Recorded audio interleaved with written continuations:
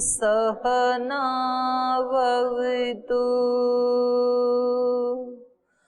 सहनौ भुनक्तु सह वीर्यं करवावहै तेजस्विनावधीतमस्तु मा विद्विषावहै। ओम शांति शांति शांति।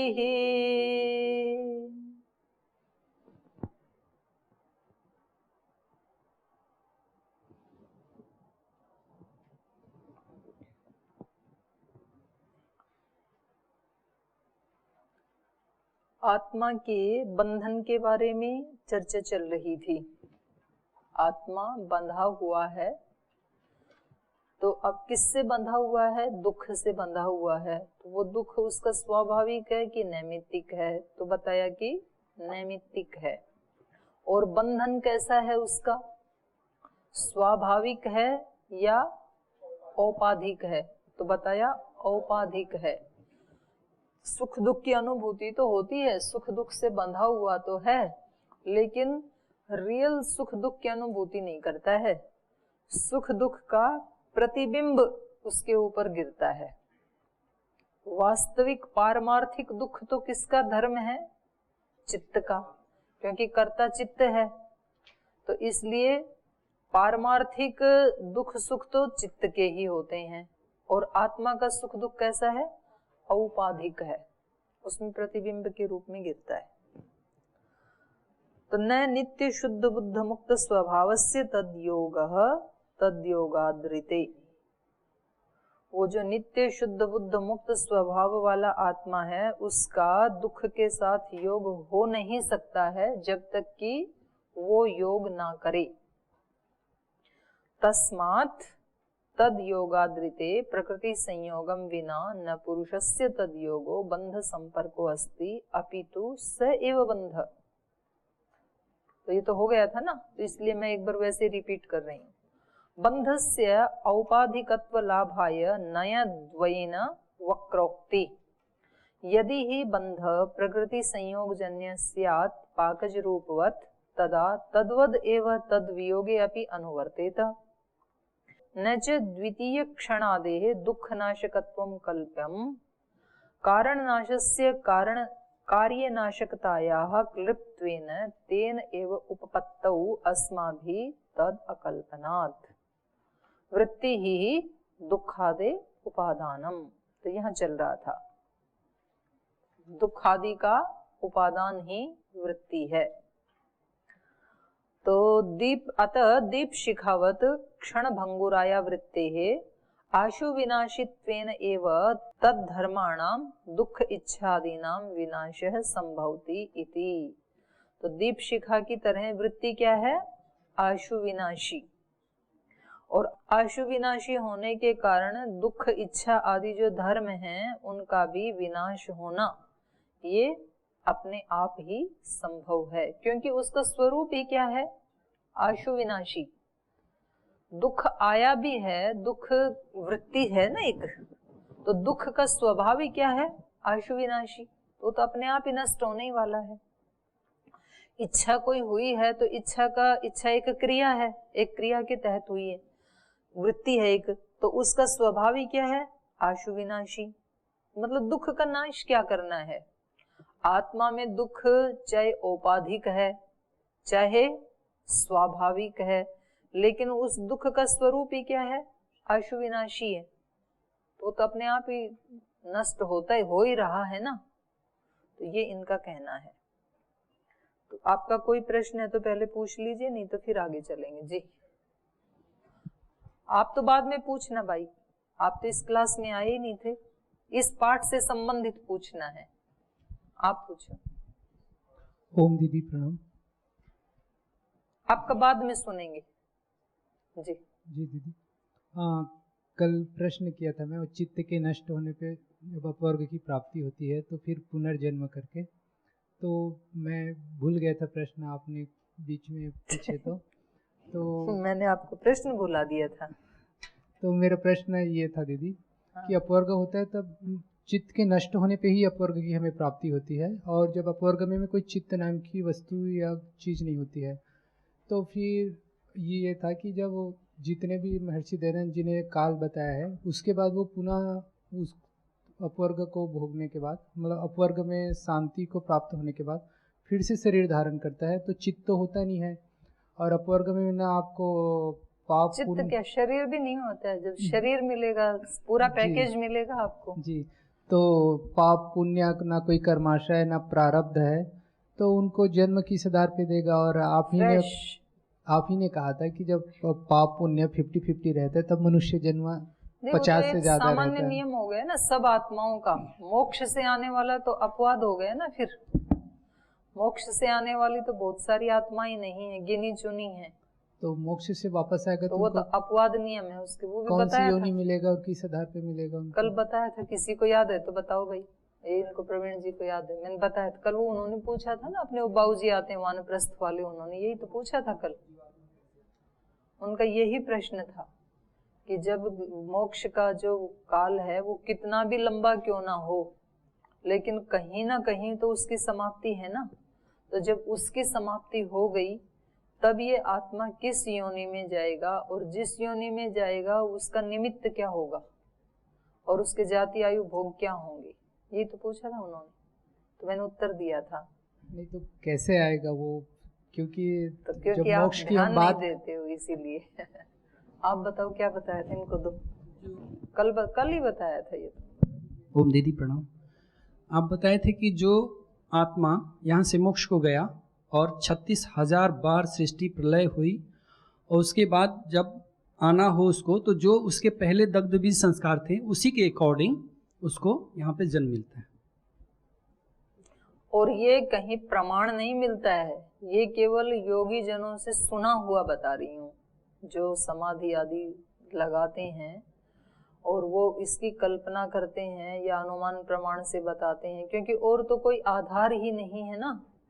उसके जो कर्म विपाक को प्राप्त हो गए थे उसको तो इस जीवन में भोग लिया या भोगेगा। जो जन्म के साथ विपाक को प्राप्त हो गई तो वो तो बीच में रुकेंगे नहीं।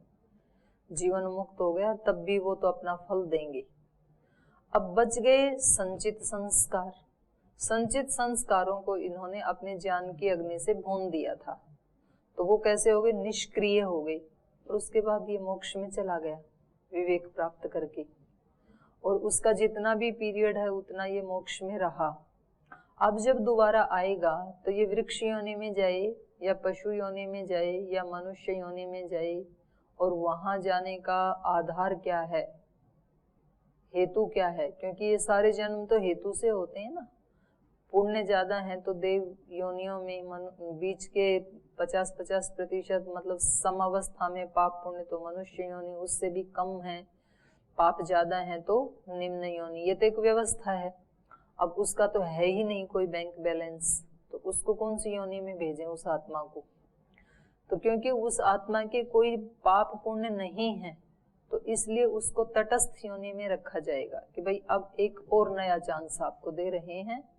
अब नए सिरे से आपकी मर्जी है, आप ऊर्ध्वगमन भी कर सकते हैं, बीच में भी रह सकते हैं, नीचे भी जा सकते हैं। तो उसको एक मनुष्य की योनि मिलेगी। तो उनका ना कोई कर्माशय रहेगा ना प्रारब्ध, तो उसकी कर्म, तो भगवान के पास स्पेशल वीटो पावर भी तो है ऐसी आत्माओं के लिए। राष्ट्रपति के पास होती है ना वीटो पावर, बाकी तो सारे रूल रेगुलेशन है, लेकिन जिस समय वो बंद करने होते हैं, राष्ट्रपति शासन लगाना होता है, तो उसके पास पावर है। तो ईश्वर के पास तो पावर है ना उस आत्मा के लिए उसको मनुष्य शरीर देना। उसको कौन रोकेगा ईश्वर को कि आपने इनको कैसे मनुष्य शरीर दे दिया। तो कोई उनके ऊपर कोर्ट केस नहीं कर सकता है। एक उपाय है ये। और दूसरा कल मैंने बताया था कि जिस समय उसने अपने संचित कर्मों को दग्ध किया था, क्योंकि मनुष्य योनि तो चलो दे देगा, लेकिन मनुष्य योनि में भोग कैसे देगा, धनवान घर में पैदा करे कि गरीब में करे कि मीडियम मध्यम वर्ग की फैमिली में करे, कहाँ पैदा करे, शरीर कैसा दे उसको, हेल्दी दे कि कमजोर दे कि स्ट्रोंग दे, सारी चीजें देनी पड़ती है ना जन्म के साथ। तो फिर जैसे यहाँ पर आया था शुक्ल पटवत बीजवत चेत, शुक्ल पट को भी ब्लीचिंग आदि से दोबारा सफेद किया जा सकता है, और बीज की जो अंकुरण शक्ति नष्ट कर दी थी अग्नि के संयोग से, पुनः किसी यौगिक क्रिया से उस अग्नि के संयोग के प्रभाव को हटाया जा सकता है, पुनः उसको शक्ति संपन्न किया जा सकता है। तो ऐसी कहानियां तो सुनते हैं कि ऐसे हो जाता है, कहानियां तो ऐसे बहुत सुनी है योगियों की कि उन्होंने जो है सारे दीपक में वो डाल दिया, तेल नहीं था तो पानी डाल दिया और दिए जल गए। तो ये अपवाद है ना, ये योग शक्ति, ऐसी ऐसी कहानियां तो बहुत सुनी है। अपने जो महाराष्ट्र के वो संत थे नामदेव, 3 भाई थे ना जो, और एक उनकी बहन नामदेव, ज्ञानदेव, और तीसरे क्या थे, तीनों ही भाई संत थे। हाँ भाई सुजीत जी, क्या नाम था?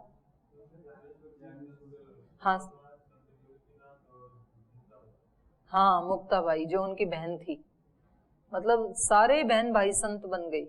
तो उनके घर में कुछ भी था नहीं, और उसकी बहन को एक दिन ना पुए बनाने की इच्छा हुई, पोहा नहीं पुआ, गरम वाला पुआ, मीठा वाला, और वो आटे का पुआ। तो पड़ोसी के यहाँ तवा मांगने गई, तो उन्होंने कहा बन गए सारे मोढ़े सन्यासी, घर में कुछ सामान है नहीं, तो ऐसे ही आपकी पुआ खाने की इच्छा है तो तवा खरीद के ले आओ।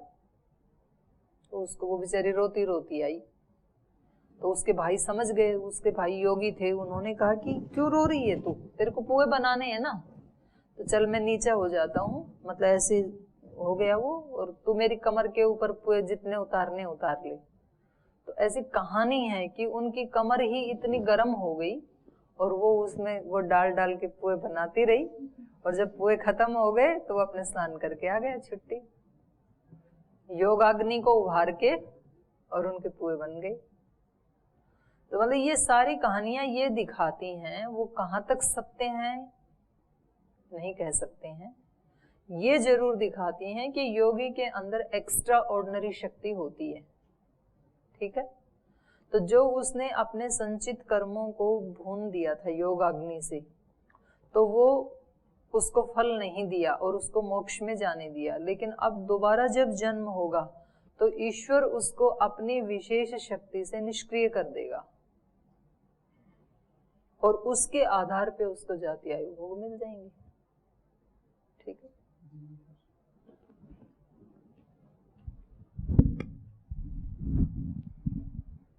ओम दीदी यहाँ दुख को जो क्षणभंगुर कहा जा रहा है, दुख को क्षणभंगुर, आशु विनाशी, आशु विनाशी जी हाँ, क्षणभंगुर हाँ, तो ये क्षणभंगुर कैसे हो सकता है? जैसे किसी माता की स्वरूप ही वही है ना उसका। जैसे कोई माता ने अपने पुत्र को खो दिया, तो वो तो जब तक जीवित रहते तब तक वो दुख उनके अंदर रहते ही है क्या? नहीं, वो दुख की क्रिया अपने जैसी क्रिया को जन्म दे के नष्ट हो जाती है, जैसे शब्द संतान उत्पन्न करते हैं। हाँ, ऐसे क्रिया का स्वरूप ही वही है। क्रिया जो है ना वो आशु विनाशी है, क्षणभंगुर है, कोई भी क्रिया। वैशेषिक दर्शन में बताया ना ये, तो वो अपने जैसी क्रिया को उत्पन्न करके फिर नष्ट हो जाती है।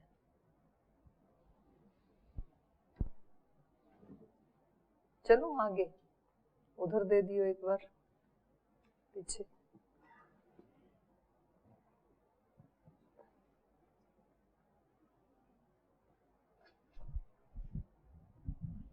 ओ दीदी, कल हम लोग चर्चा जैसे कर रहे थे कि हमारे बंधन का जो कारण है, पुरुष के बंधन के कारण में अंत में हमको निर्णय मिला कि संयोग विशेष है। तो यहाँ तो संयोग के अर्थ हम समझते हैं कि संयोग होता है जब कोई क्रिया, संयोग सामान्य।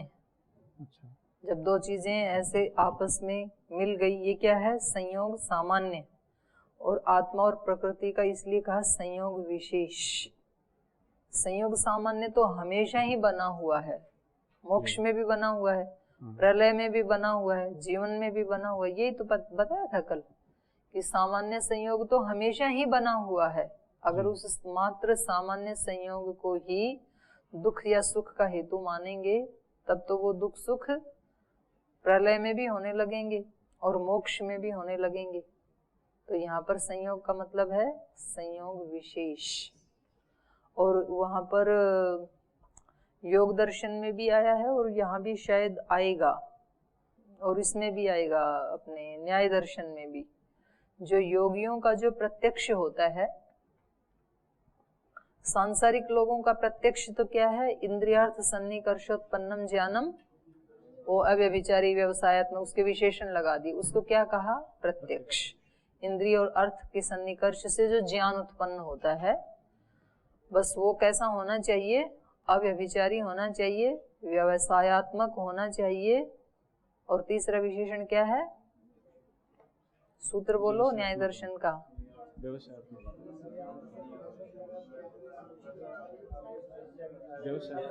अव्यय होना चाहिए, अव्यभिचारी होना चाहिए, अव्यय होना चाहिए, अव्यपदेश्य, हाँ, अव्यपदेश्य होना चाहिए, अव्यभिचारी होना चाहिए और व्यवसायत्मक होना चाहिए। 3 विशेषण है उसके। निश्चित उसी को ही तो कहते हैं भाई, व्यवसायत्मक को ही तो निश्चित कहते हैं, उसमें कोई चेंज ना हो कभी भी। और जो योगियों का जो प्रत्यक्ष होता है वो कैसा होता है, जैसे आत्मा का प्रत्यक्ष हो रहा है योगी को, तो वहां तो किसी इंद्रिय का तो आत्मा के साथ सन्निकर्ष हो नहीं रहा, क्योंकि वो तो इंद्रियातीत है। जब ये व्यक्ति इंद्रियातीत होगा तभी तो आत्मा का प्रत्यक्ष होगा। त्रिगुण में या इंद्रियों के साथ सन्निकर्ष रहेगा तब तक तो उसको होगा ही नहीं। तो उसका मन का आत्मा के साथ संयोग विशेष होता है। मन का वस्तुओं के साथ संयोग ये सामान्य संयोग होता है, इंद्रियों के साथ संयोग, ऐसा संयोग नहीं होता है आत्म साक्षात्कार में। तो ये शायद न्याय दर्शन में आएगा, अभी आप पढ़ेंगे ना अपवर्ग आदि, तो वो मन तो इतनी अच्छी चीज है और मन को हम गाली निकालते रहते हैं कि ये मन ही मन है, एवं मनुष्याणाम कारणम बंध मोक्ष। तो यद्यपि वहां पर कहा है कि बंधन का भी कारण है और मोक्ष का भी वही कारण है, और हम कहते हैं कि ये मन बड़ा पापी है, मन बड़ा दुष्ट है, मन बड़ा घोड़ा है, चंचल है, पता नहीं क्या क्या हम कहते हैं मन को। मन तो हमारे लिए बहुत ही बड़ी गिफ्ट है भगवान की, लेकिन उस मन का जिसको प्रयोग नहीं करना आता है ना, तो उसके लिए फिर वो अभिशाप भी बन जाता है। साइंस एक वरदान भी है, अभिशाप भी है। तो मन इस मनुष्य के लिए भगवान का वरदान भी है, अभिशाप भी है।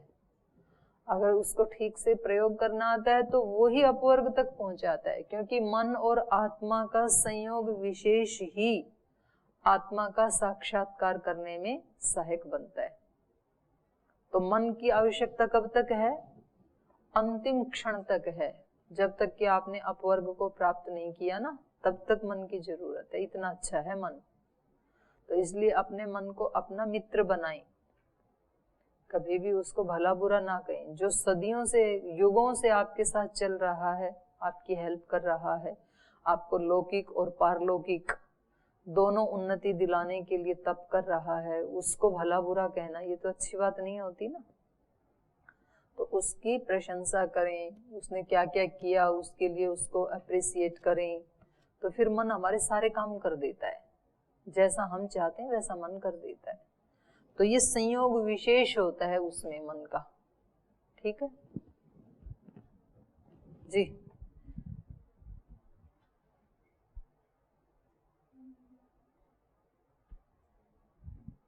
चल रहे, बोलो आप।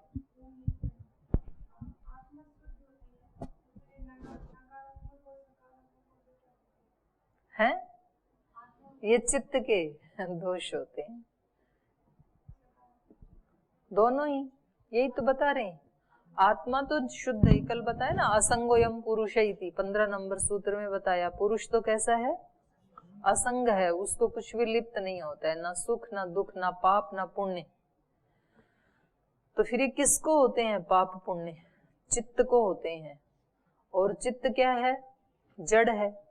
तो फिर हमें अनुभव क्यों होता है कि हम सुखी हैं दुखी हैं। चित्त में जो अनुभूति हुई उसका प्रतिबिंब, उसका फोटो आत्मा के ऊपर गिरता है, तो वैसा ही आत्मा को लगता है। तो मैंने शीशे का उदाहरण दिया था ना, तो वही है। चित्त में जो आता है उसका प्रतिबिंब आत्मा के ऊपर पड़ता है, तो आत्मा अपने आप को वैसा मानने लग जाता है, होता नहीं है। शीशा वैसा दिखने लग जाता है जो उसके सामने है, शीशा वैसा होता नहीं है। उस चीज को हटाओ तो शीशा वैसा का वैसा अपने स्वरूप में है। स्फटिक मणि और शीशा एक ही बात है। शीशा भी पारदर्शी, वो प्रतिबिंब दिखाने वाला है, और स्फटिक मणि भी उसका अपना कोई रूप नहीं होता है, बिल्कुल श्वेत होती है शीशे की तरह से। तो उसके सामने जैसे भी रंग को लाएंगे वो वैसी दिखने लगती है। लाल रंग लाएंगे तो मणि लाल दिखने लगती है, नीला लाएंगे तो नीली दिखने लगती है। स्फटिक मणि देखी है ना, कई साधु पहन के रखते हैं माला, मैं लाके दिखाऊंगी आपको, मेरे पास रखी। आगे चलो। ओम जी। हाँ जी। जी, कल कृपा पे बात हो रही थी। विशेष कृपा, जिसके पास योग्यता होती है उसे कृपा मिलती है, लेकिन देखा ये जाता है जो विशेष योग्यता वाला होता है उसे नौकरी नहीं मिलती, उसके स्थान पर कोई घूस दे के नौकरी पा जाता है। अरे भाई, मैं तो ईश्वर की बात कर रही थी, आप ईश्वर को नौकरी के ऊपर ले आए। बताओ, आप लोक की बात कर रहे हैं, मैं परलोक की बात कर रही हूँ।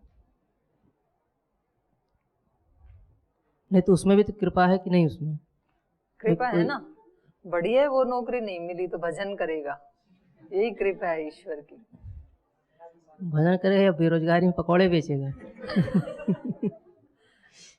रोजगार करना है, वो अपने रोजगार के लिए पुरुषार्थ करेगा। लेकिन ये, अच्छा मेरे को ये बताओ, नौकर बनना ज्यादा अच्छा है कि मालिक बनना ज्यादा अच्छा है? ये अलग तथ्य हो गया, लेकिन प्रयोजन दोनों का एक नहीं है, दोनों का एक ही था कि नौकरी पाने के उद्देश्य से वो प्रयास किया। नहीं, ये हमारी मेंटेलिटी गलत बन गई है। हमने शिक्षा का सर्वोपरि लाभ क्या समझ लिया है? नौकरी पाना। आपने कहा कि जिसने मेहनत की, जिसने योग्यता की, हासिल की, जो बहुत अच्छा टैलेंटेड व्यक्ति था, उसको नौकरी नहीं मिली, और जो घूस दे करके पहुंच गया वहां, उसको नौकरी मिल गई। माना उसको नौकरी मिल गई, लेकिन अब वो बन गया, कोई प्रोफेसर बन गया यूनिवर्सिटी में, जैसे तैसे इधर उधर से डिग्रियां खरीद करके, नकल नुकल मार करके या घूस दे के, जैसे भी। लेकिन अब जब वो पढ़ाने जाएगा कक्षा में, तो उसकी रोज इंसल्ट होगी कि नहीं? अगर उसके अंदर ज्ञान नहीं है तो पूरी जिंदगी भर दुख पाएगा कि नहीं पाएगा? और इस व्यक्ति ने, जिसके अंदर टैलेंट है, वो अगर आप बोल रहे हो ना चटनी बेचेगा, वो चटनी भी बेचेगा तो ऐसी बेचेगा कि भीड़ लग जाएगी उसके पास। तो विद्या का सर्वोपरि लाभ केवल नौकरी प्राप्त करना थोड़ी है, ये तो हमने मान लिया ऐसा। तो ऐसे लोग पूछते हैं कि भाई आप कुछ पढ़ाई कर रहे हो, इस पढ़ाई से कोई नौकरी वोकरी लग जाएगी? आप जब जाते हो बाहर तो लोग यही तो पूछते हैं आपसे, तो दर्शन पढ़ रहे हो, तो ये एमए कर रहे हो आप दर्शन से, तो इससे मिलेगा क्या? कहीं नौकरी मिल जाएगी आपको? तो भाई केवल विद्या नौकरी के लिए ही थोड़ी पढ़ी जाती है। नौकरी तो अत्यंत एक उसका बहुत ही तुच्छ परिणाम है। विद्या के सर्वोपरि लाभ क्या होता है? सुख दिलाना, क्योंकि विद्या सुख देती है। ज्ञान तो सुख देता है, सीधा सीधा तो नहीं देता है, पर वो मिथ्या ज्ञान से हट जाता है, इसलिए वो सुख देता है। तो प्रकाश सुख देता है हमें, ज्ञान सुख देता है। तो जिस व्यक्ति के पास विद्या है ना, वो नौकरी लगेगा तो भी सुख पाएगा, नौकरी नहीं लगेगा तो भी सुख पाएगा। उसका ज्ञान नष्ट नहीं होता है। वो कुछ भी करेगा, मालिक बनेगा, कोई अपना बिजनेस चलाएगा, कोई फैक्ट्री बनाएगा, कुछ भी करेगा वो। लेकिन कभी कभी भाग्य को कोसते हैं ना। नहीं, वो इसलिए कोसते हैं कि उनको भी नहीं पता कि हमारे सामने एक खुला आकाश है। उसको लगता है कि नौकरी नहीं मिली तो बस अब मेरे लिए तो सारे दरवाजे बंद हो गए। वो व्यक्ति खुद ही डिप्रेशन में चला जाता है, क्योंकि उसको कभी किसी ने ये बताया ही नहीं कि विद्या का केवल एकमात्र प्रयोजन नहीं है कि आप कोई अच्छे नौकर बन जाएं। और नौकर नौकर होता है, चाहे वो 50,000 का हो, चाहे 1 लाख का हो, चाहे 5 लाख का हो। नौकर तो नौकर है, और मालिक मालिक होता है। तो तो मालिक की अपनी एक डिग्निटी है, अपनी एक रॉयल्टी है, उसकी अपनी एक डिवाइनिटी है। मालिक को नौकर के ऊपर तो हमेशा एक प्रेशर रहेगा, क्योंकि वो किसी का नौकर है, और मालिक के पास हमेशा एक अपनी एक रॉयल्टी होगी। तो हम अपने शरीर के भी मालिक बने और अपनी विद्या के भी मालिक बने, विद्या को बेचने वाले ना बने। इस विद्या ने ही हमें मतलब सारी दुनिया के युवकों को भी, और जो ऐसा नहीं इसका सर्वोपरि लाभ समझते हैं, उन सब को भी डिप्रेशन से युक्त कर दिया है इस चीज ने। क्योंकि आज सबको नौकरी चाहिए, नौकर बनने के लिए लाइन लगी हुई है, मालिक कोई बनना ही नहीं चाहता है।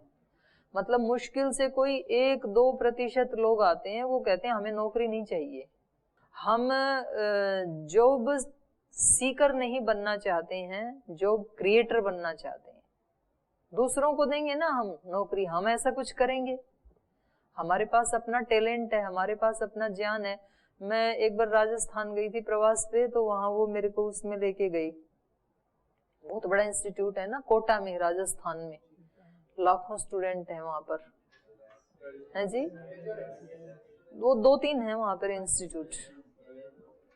तो एक तो अपना शिविर ही करवाया था उन्होंने पिछली बार, तो वो दूसरे वाले में मेरे को लेके गई। तो बोल जी हमारे यहाँ हर साल कम से कम हजारों बच्चे आत्महत्या कर लेते हैं, क्योंकि वहां तो कंपटीशन होता है, और वहां पर बच्चे का माइंड सेट ऐसे किया जाता है कि यदि कंपटीशन में आपका रैंक नीचे आया तो आप किसी काम के नहीं, आपका कहीं। तो वो एक उद्देश्य थे तो ठीक था कि बच्चा मेहनत करे, लेकिन अब वो एक इतनी बुरी परंपरा पड़ गई कि हर वर्ष हजारों बच्चे, क्योंकि उसका मन ऐसे बन गया कि अब यदि मेरा इतना डाउन रैंक आया तो मैं तो किसी काम का नहीं हूँ, और वो आत्महत्या कर लेते हैं। कोई ऊपर से कूद जाता है, कोई गला फंदा लगा लेता है, कैसे भी कर लेता है, कोई विष खा लेता है, कुछ भी होता है। तो उनको अब वो बुलाते हैं ऐसे लोगों को कि वो प्रेरित करें उनको। वे एक कंपटीशन आप हार गए तो ये थोड़ी है जीवन के सारे कंपटीशन हार गए आप। आपके पास एक खुला आकाश है, आप किधर भी उड़ान भर सकते हैं। तो ऐसा हमें विद्या के साथ विद्यार्थियों को सिखाना चाहिए। इसलिए हमारे यहाँ हम ऐसे सिखाते हैं, आपको बहुत ज्यादा विद्वान बनना है, पढ़ना है, पढ़ाना है, शिक्षा के फील्ड में ऊंचा काम करना है, तो आप व्याकरण पढ़ो पहले। और आपको वो उतनी सामर्थ्य नहीं है, धर्मात्मा बनना है, अच्छा इंसान बनना है, सेवा करनी है, तो ये भी बहुत बड़ा फील्ड है। तो फिर आप दर्शन आदि, उपनिषद आदि ये पढ़ो। आपको शब्द का ज्ञान भले ही ना हो, पर उस शब्द का जो अर्थ है वो आपके जीवन में उतर जाए। क्योंकि शब्द ज्ञान का भी अंतिम प्रयोजन क्या है? वो हमारे आचरण में आ जाए। व्याकरण किसके लिए है? आचरण के लिए है। यदि व्याकरण पढ़ के आचरण नहीं हुआ तो फिर तो व्यर्थ हो जाएगा व्याकरण भी। और यदि हमने आचरण ठीक कर लिया तो व्याकरण नहीं भी है तो भी काम चलेगा हमारा, ऐसी कोई बात नहीं है।